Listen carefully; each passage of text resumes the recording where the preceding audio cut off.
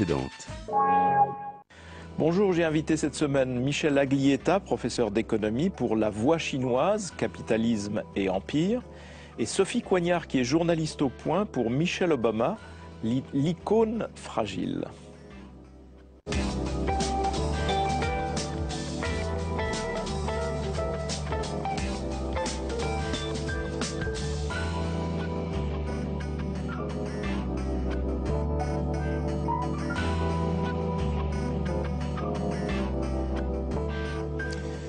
Michel Aglietta, bonjour. Bonjour. Merci d'être avec nous. Vous avez coécrit avec Guo Bai, qui est une jeune chercheuse qui est actuellement à HEC, un livre sur la Chine intitulé La Voix chinoise. C'est aux éditions Odile Jacob. La Voix chinoise avec un sous-titre Capitalisme et empire. Et bon, c'est un livre essentiel en fait, un livre essentiel qui va au cœur du sujet, qui est le développement de la Chine aujourd'hui et l'inquiétude qu'elle suscite, bien évidemment, dans nos pays. D'ailleurs, il suffit de regarder la campagne américaine, la campagne électorale, pour s'apercevoir qu'elle polarise la Chine et son modèle de développement. Beaucoup d'inquiétudes pour l'avenir et aussi pour le présent, puisqu'elle est devenue un peu l'atelier industriel du monde. Mais il me semble que votre livre tourne autour d'une question centrale qui nous concerne tout autant et qui est qui a le plus de chances de construire une croissance durable, un développement durable.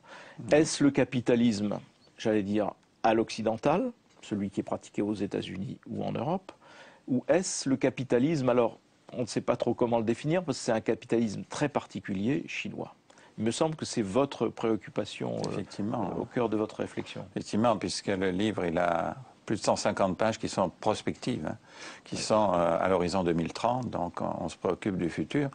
Mais nos points de vue, enfin ça a toujours été mon point de vue sur le plan théorique depuis que j'ai commencé mes études, notamment sur le capitalisme américain, dont j'ai fait ma thèse, c'est que l'histoire longue est indispensable pour comprendre le futur. Alors vous-même, vous mêlez d'ailleurs, alors vous êtes connu parmi les économistes comme un des théoriciens, des pères de la théorie de la régulation. Régulation qu'on a vu ressurgir à la faveur de la crise d'ailleurs. Mais vous mêlez toujours l'analyse économique, l'économie dure, si j'ose dire, mais aussi la vie politique, la vie culturelle également, voire les réflexions de philosophie politique. Dans une réflexion qui vous amène à une analyse très originale de ce qu'est le modèle chinois. Oui, alors la raison est une raison de fond, elle ne s'applique pas seulement à la Chine, si vous voulez. C'est l'idée que le capitalisme n'est pas l'économie de marché pure. Elle s'appuie sur l'économie de marché, mais elle le dépasse nécessairement parce que les deux rapports fondamentaux, si vous voulez, du capitalisme, que sont le travail et la monnaie, ne sont pas des marchandises, ou en tout cas pas des marchandises comme les autres, et impliquent les institutions pour qu'elles puissent jouer le rôle de cohérence de l'ensemble du processus économique. Et donc on peut comprendre le capitalisme que par interaction des institutions en aide des processus économiques d'accumulation de capital.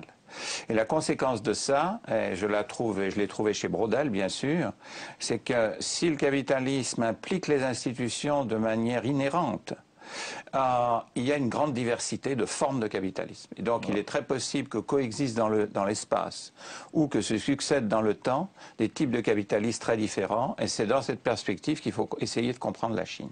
Et c'est ce qui nous permet de comprendre, en vous lisant d'ailleurs, pourquoi la formule simple qui était dans tous les esprits, qui était de dire finalement la Chine se convertit à l'économie de marché, elle adopte des institutions qui sont les institutions du capitalisme, donc elle va finir par la démocratie libérale représentative. Ce modèle-là, pour le moment, ce chemin-là n'est pas celui-là, et vous expliquez très bien pourquoi. On essaye d'expliquer pourquoi, si vous voulez, en effet. C'est-à-dire que la forme de l'État en Chine, très spéciale, c'est cette notion de souveraineté unitaire et absolue, c'est-à-dire qui ne suppose pas qu'il puisse y avoir des forces politiques qui s'opposent à l'État. Tout doit être incorporé à l'intérieur. Et donc, ça ne veut pas dire qu'en Chine, on ne fait pas des compromis, qu'il n'y a pas des débats considérables, qu'il n'y a pas des voies alternatives et des points de vue sur la trajectoire de la société, mais elles sont incorporées à l'intérieur d'une forme d'État unitaire. Et c'est en ça qu'on parle d'empire. Notre point de vue, c'est que le Parti communiste a reconstitué l'empire, qui a quand même vécu plus de 2000 ans et donc qui a créé des institutions extrêmement fortes de cohérence de la société. Et cette forme d'État ne permet pas ce qui a fait le capitalisme occidental, c'est-à-dire le développement de forces politiques à partir du pouvoir de l'argent.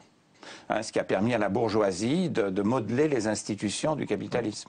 Ceci n'est pas possible tant que cette forme d'État existe. Et le deuxième élément très important, c'est cet océan de familles rurales qui a été toute l'histoire et qui fait qu'il n'y a pas eu le développement de la stratification en classe sociale qui existait en Europe, si vous voulez.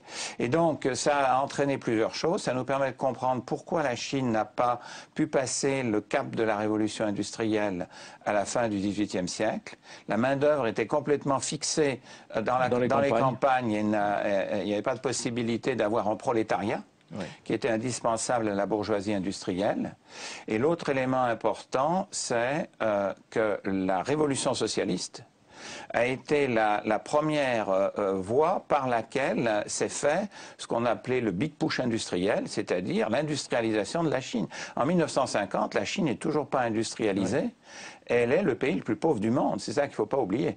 Et donc, ces 30 ans de socialisme, on les réévalue malgré toutes les aberrations politiques et l'aspect chaotique qu'il y a eu.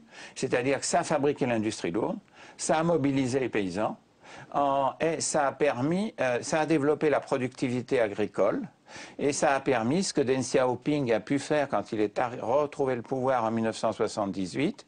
Il était à ce moment-là possible de faire une réforme qui avait un aspect révolutionnaire en ce sens qu'il réintroduisait le marché, mais qui réintroduisait. N'oublions pas que l'Empire il y avait une forte économie de marché dans l'Empire, ce qui montre bien que l'économie de marché et le capitalisme, c'est pas pareil. Et donc, Deng Xiaoping a pu faire la révolution à partir des campagnes, la réforme à partir des campagnes, comme Mao avait fait la révolution à partir des campagnes, ayant bien compris que la Chine ne pouvait se transformer profondément que si on mobilisait les masses paysannes. Et là, ça a été très immédiat, légitimé évidemment, puisque la première phase de la révolution a favorisé la plus grande partie de la population. Alors justement, là, dès qu'on parle des masses paysannes, on aborde les questions d'aujourd'hui d'ailleurs, parce que ce qui caractérise la période actuelle et le développement, c'est ces transferts extravagants de paysans vers les villes. Et que vous chiffrez d'ailleurs à encore 300 millions de paysans qui vont migrer dans les années qui viennent, disons d'ici 2030, vers les villes et créer un tissu de mégapoles assez extravagant.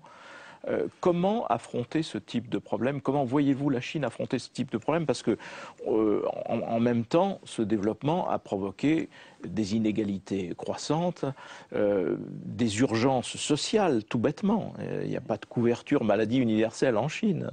Et puis des problèmes de déplacement de population. Comment voyez-vous la Chine ou le modèle chinois évoluer par rapport à ces immenses défis? Alors c'est ça l'enjeu de la fin de la période qui s'ouvre, en effet, mais le point important, c'est qu'elle est tout à fait comprise par le leadership chinois et le 12e plan inscrit, si vous voulez, les objectifs qui sont liés à ça. C'est un problème très compliqué parce que c'est vrai que l'urbanisation devrait être un axe du développement. Étant donné qu'il ne faut pas oublier que la Chine a encore 50% de population rurale, donc c'est sûr qu'il va y avoir une urbanisation très forte. S'ils arrivent à faire une planification stratégique de ce développement et y incorporer les soucis de l'environnement, de la reconstitution de l'environnement et en quelque sorte de faire des villes du XXIe siècle, ils auront fait un saut qui n'est plus l'imitation qu'avait été la croissance japonaise, qui était s'inscrivait dans le cadre de l'imitation des sociétés occidentales.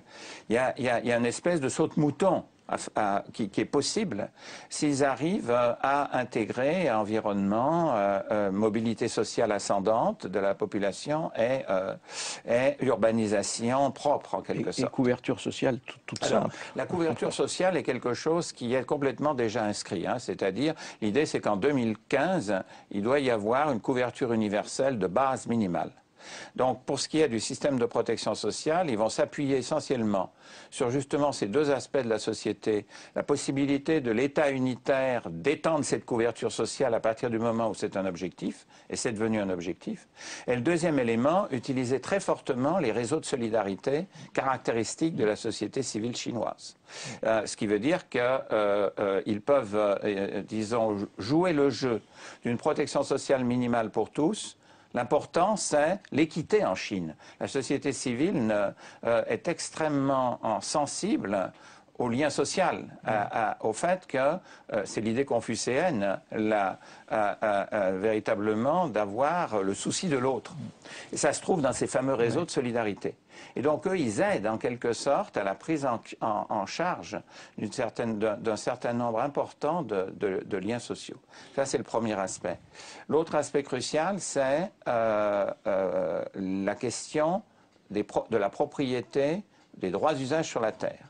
Pour pouvoir faire une bonne mobilité, il faut que les paysans puissent, ce qui est le contraire de ce qui s'est fait jusqu'ici, où les terres étaient véritablement capturées par les dirigeants locaux pour faire des zones industrielles, disons pour obtenir des ressources, zones industrielles et promotion immobilière, il faut que le droit de propriété devienne inaliénable sur les paysans et qu'ils puissent le vendre eux-mêmes et en tirer un revenu suffisant pour rentrer en ville dans des conditions qui leur permettent, avec toute leur famille, de faire la transformation, en quelque sorte, de leur état social. Et ça, c'est très important. C'est pas encore présent, si vous voulez, c'est discuté, mais le compromis n'est pas fait. La grande question, c'est tout ce que vous énoncez, est-ce que c'est soluble dans le Parti communiste chinois ? Oui. Est-ce que le Parti communiste chinois peut rester, avec ses 80 millions de membres, l'ossature et l'armature qui tient tout l'ensemble, ou est-ce qu'il n'est pas voué pas à éclater, mais en tout cas à rencontrer des problèmes beaucoup plus sérieux. Par exemple, aujourd'hui, on a de plus en plus un phénomène qu'on appelle les fils de princes qui s'installent au poste de commande. Est-ce que si le système dérive comme ça vers une oligarchie politique, est-ce que c'est tenable ? C'est une des questions que vous abordez d'ailleurs. Oui, on ne connaît pas très bien, on ne connaît même pas du tout, si vous voulez, les mécanismes internes. Mais on sait des choses quand même sur les trajectoires des leaders politiques qui vont arriver et sur leur référence en quelque sorte. Il faut bien comprendre que le Parti communiste se renouvelle. C'est très différent de ce qu'avait été le parti soviétique, si vous voulez. Il se renouvelle très profondément, c'est-à-dire que les élites modernes, intellectuelles, rentrent à l'intérieur du parti. L'âge diminue au fur et à mesure de son renouvellement. Et donc il y a une diversité maintenant de cultures parmi les gens qui entrent dans le Parti communiste et qui font carrière, on peut dire. Oui. Premier élément. Deuxième élément, les règles collectives sont très importantes. Personne ne peut dire je vais dévier de manière profonde par rapport aux règles existantes. Et le troisième élément, c'est que les princelings dont vous parlez, c'est-à-dire les héritiers des grands leaders, de ce qu'on appelle les 8 immortels, les fils d'archevêques, ils n'ont pas d'unité entre eux. C'est pas vrai du tout. C'est-à-dire que vous avez des réformistes, des plus conservateurs. Bo Xilai en faisait partie, c'était un conservateur. Xi Jinping est beaucoup plus un réformiste. Li Keqiang est un réformiste. Il a accepté, il a considéré que c'était très bien le rapport qu'a fait la Banque mondiale récemment, dans les mêmes lignes un peu de ce qu'on fait dans ce livre, c'est-à-dire du type de réforme de marché qu'il faut aujourd'hui pour pouvoir sortir de la situation. Donc, on le verra bien sûr à travers, dans peu de temps finalement, à travers qui va être, va constituer ce qu'on appelle le standing committee, c'est-à-dire les 9 personnes qui véritablement font la politique, et on verra les orientations qui vont décider, puisqu'il y aura des discours qui permettent déjà d'indiquer.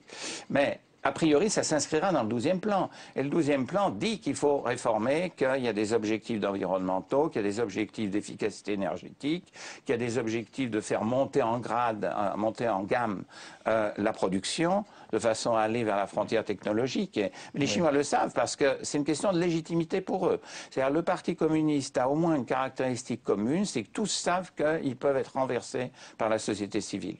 Et que c'est un des rares pays où ça s'est fait dans l'histoire. C'est-à-dire que des dynasties ont été renversées parce qu'elles ne donnaient plus l'essentiel des biens collectifs pour la population. Qui était attendu par la population. Avant de nous quitter, on pourrait évidemment continuer très longtemps sur ce livre qui est encore une fois d'une très très grande richesse.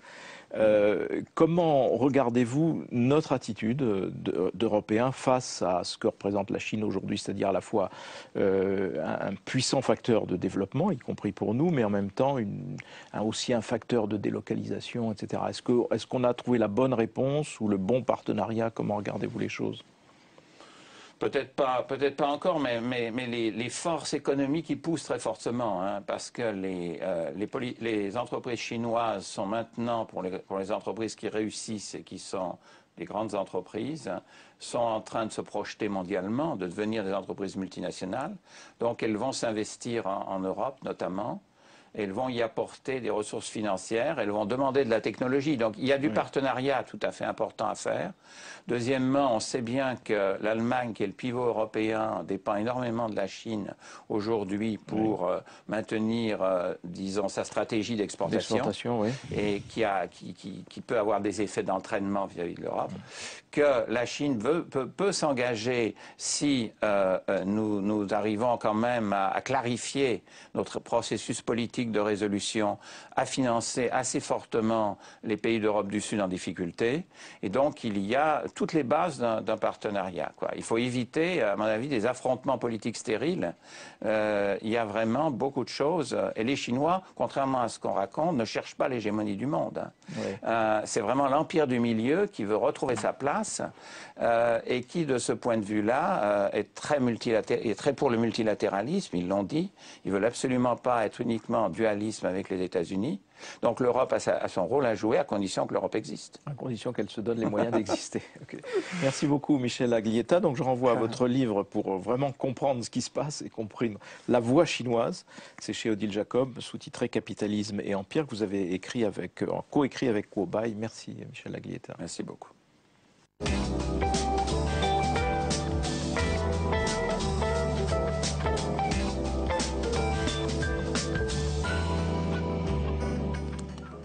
Sophie Coignard, bonjour. Bonjour. Merci d'être là. Merci à vous. Vous êtes surtout connue, vous êtes journaliste au Point, mais surtout connue pour vos livres, et notamment un livre sur l'omerta française, qui vous a fait connaître au grand public. Mais là, cette fois, vous changez de registre et de continent. Changer de continent, c'est plus la France, votre objet, ce sont les États-Unis, et de registre parce que là, vous avez pris votre objet en sympathie, et qui est Michelle Obama. Tout à fait. Alors, je voudrais vous interroger d'abord sur le sous-titre de votre livre, qui est édité chez Plon, qui est l'icône fragile. Pourquoi fragile? L'icône, on voit bien, c'est une icône évidente, même mondiale. Mais pourquoi fragile alors que l'on a plutôt le sentiment que d'abord c'est une tête bien faite, un caractère trempé, et qu'elle campe aux côtés de son président, notamment dans la campagne actuelle, de façon qui n'est pas fondamentalement fragile. Alors, évidemment, elle a toutes les caractéristiques de la femme forte. D'ailleurs, Barack Obama dit d'elle, c'est mon rock.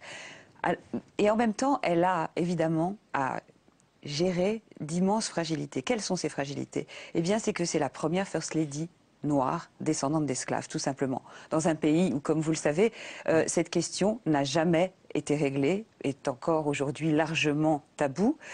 Qu'est-ce qui se passe? Michelle Obama, en 2008, comme c'est le cas des femmes de candidats en général, mais particulièrement d'elle, est sur la route, en campagne, pour son mari, partout, etc. Et elle commence à subir des attaques d'une violence inédite pour une première dame.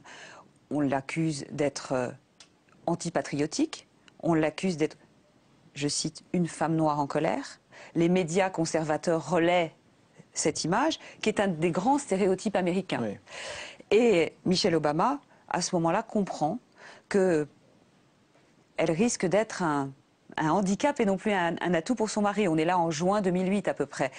Il y a d'ailleurs une couverture de Time Magazine qui dit Michelle va-t-elle nuire à Barack en novembre? Il y a un papier à la une du New York Times qui dit il faut que Michelle Obama trouve un nouveau départ. Et elle le trouve, ce nouveau départ, parce que c'est une femme qui a de la ressource. Et donc elle va dans une émission un peu populaire et elle s'explique et elle dit dans quel autre pays que celui-ci, mon aventure aurait-elle été possible, cette aventure de vie d'une petite fille qui est née dans les quartiers sud de Chicago, c'est-à-dire des quartiers déshérités, qui va faire Princeton et Harvard, qui va avoir une vie professionnelle riche et variée, toujours pleine de succès, et qui va devenir première dame des États-Unis. Cette fragilité-là, elle va en tenir compte tout le temps pour essayer d'être la meilleure. Ça veut dire qu'elle se protège en permanence. Alors on va revenir sur quelques-uns de ces points, mais auparavant, ce qui est frappant, c'est le rôle qu'elle joue dans la campagne. Enfin, qu'elle au pluriel, parce que les épouses des présidents aux États-Unis sont un élément essentiel, même si elles n'ont pas de statut, on élite davantage un couple finalement, et en tout cas, elle joue un rôle important dans la campagne, comme d'ailleurs l'épouse de Mitt Romney. Oui, tout à fait. Alors ça c'est évidemment à la fois très semblable à la France, parce que la première dame, comme en France, n'a pas de statut, sauf que de fait, elle joue un rôle dans la campagne, puis un rôle à la Maison-Blanche. Alors le rôle dans la campagne, ça a commencé en fait avec la femme de Richard Nixon, qui a commencé à aller faire un peu de collecte de fonds dans les élections intermédiaires. Ensuite, ça n'a cessé de croître. Et pendant l'élection de 2008, Michelle Obama a voulu et dû à la fois soutenir son mari sans passer pour une Hillary Clinton bis, c'est-à-dire sans passer pour quelqu'un qui allait se mêler des affaires de l'État. En même temps, là, à la convention démocrate qui investit Barack Obama comme candidat, le discours important, c'est celui de Michelle Obama. Tout à fait, c'est celui de Michelle Obama, mais vous remarquez que dans ce discours, elle fait très attention à ne jamais parler politique. Elle est là pour donner un témoignage d'épouse et de mère. C'est-à-dire pour dire, voilà, Barack travaille beaucoup pour vous le soir. Après, c'est une mom in chief, vous savez, donc il faut tous les soirs que le dîner se passe à 18h30 pétante. Elle veut une vie très structurée pour ses filles. Elle explique qu'après ça, qu'après cette soirée familiale, eh bien, Barack retourne à son travail, écrit aux 10 Américains dont on a sélectionné les lettres, etc., lit des rapports, et qu'il est jour et nuit au service des Américains. Elle explique qu'il est un bon époux, qu'il est un bon père, qu'il a des valeurs familiales. Bref, elle est sa garante en termes de valeurs. Et elle est aussi, il faut bien le dire, celle qui, j'allais dire, l'humanise. C'est-à-dire Barack Obama est cérébral, quelquefois un peu distant, et Michelle a cette espèce de... Enfin, quand je l'ai suivie, c'est incroyable, elle a cette espèce de spontanéité qui n'est pas feinte du tout, et qu'elle doit au contraire, icône fragile, un tout petit peu réfréner. Elle fait plusieurs meetings par jour, elle rencontre des femmes, elle rencontre des donateurs potentiels, elle est vraiment un élément clé du dispositif. Oui, puis en plus, elle trouve des points d'impact sur la société américaine qui rendent son rôle utile. La lutte contre l'obésité, elle s'occupe des familles des militaires, etc. Toutes choses qui sont en même temps des actions importantes. Un peu de retour en arrière, parce que dans votre livre, vous balayez un peu toute sa vie, à la fois hier et aujourd'hui, et puis vous évoquez peut-être demain aussi. Par exemple, Princeton. Qui est quand même le nec plus ultra des universités américaines libérales, où on s'attend à des esprits ouverts. Et ce qu'elle raconte, ce que vous racontez, c'est que son passage à Princeton l'a ramenée, malgré ses talents d'étudiante, non pas d'abord à une condition d'étudiante, mais d'abord à une condition de jeune femme noire. C'est une des choses qui m'a le plus intéressée, intriguée et stupéfaite, il faut bien le dire. Et ce livre m'a vraiment, enfin cette enquête m'a appris beaucoup de choses que j'ai essayé de rendre dans le livre sur ce problème racial aux États-Unis. Qu'est-ce qui se passe? Michelle Obama arrive à Princeton, on est au milieu des années 80, on n'est pas au début du XXe siècle. Elle n'a jamais été vraiment confrontée au racisme ou à la barrière raciale. Elle a été dans une école, dans un lycée très mixte socialement et racialement. Et elle est en sociologie. Elle écrit au bout de ses 4 années un mémoire de maîtrise dans lequel elle écrit dans l'introduction « Pour la première fois dans ma vie, je me suis sentie noire avant de me sentir étudiante ». J'ai interrogé beaucoup de ses camarades de l'époque qui disent presque tous la même chose. Sur une dizaine de personnes que j'ai vues, hommes et femmes, afro-américains, Il y en a une seule qui m'a dit « Oh non, mais moi, ça se passait bien, etc. » Les autres racontent des choses Mais ce qui est inouïes. surprenant, c'est que c'est au cœur de l'establishment, Bien sûr. l'usine à fabriquer Bien l'establishment sûr. américain. Ça aurait été dans une université du sud des Bien États-Unis sûr. ou du centre ou du Middle West, on On aurait se dit serait bon, moyennement d'accord. étonné. Pas du tout. Mais ça C'est se ça qui est. passe à Princeton, Voilà. où les étudiants appartenant aux minorités raciales ne vont pas dans les clubs, les fameux eating Oui. clubs Oui. auxquels adhèrent la plupart des étudiants, mais vont dans un endroit qui s'appelle, quand j'ai découvert le nom de ce lieu, j'étais tout à fait intriguée, qui s'appelle le Centre du Tiers-Monde. Alors ce centre du tiers-monde, c'est là où sont les minorités, c'est à la fois là où les gens, des jeunes dignes se rencontrent, vont à des conférences, et c'est une sorte de refuge, c'est-à-dire c'est un endroit où ils sont entre eux. Et Michelle Obama y a travaillé, y a beaucoup été, et elle a dû subir dès le premier jour une sorte d'affront terrible. Elle avait sa roommate, la fille qui devait partager sa chambre d'étudiante, qui était une jeune fille blanche qui venait de Louisiane. Sa mère, professeure, mère célibataire, monoparentale, s'était saignée au cas de veine pour que sa fille puisse aller à Princeton. Elle est arrivée, elle a découvert que sa fille était avec une étudiante noire. Elle a rameuté la cour et la ville pour obtenir que sa fille change de chambre. Et ces femmes sont assez courageuses, quelque part, la mère et la fille, car pendant la campagne de 2008, elles ont témoigné. Elles ont dit, eh bien nous allons voter Obama. Et on va vous raconter la bêtise qu'on a faite. Ouais. Aujourd'hui, dit cette femme qui est devenue, cette étudiante qui est aujourd'hui une avocate à Atlanta, brillante, elle dit, voilà, j'avais la chance d'avoir une amie extraordinaire. Voilà. Et je le sentais bien que cette fille avait quelque chose de particulier, qu'elle avait de la force, etc. Et puis, je me suis loupée. Et c'était assez courageux de témoigner dans ce sens.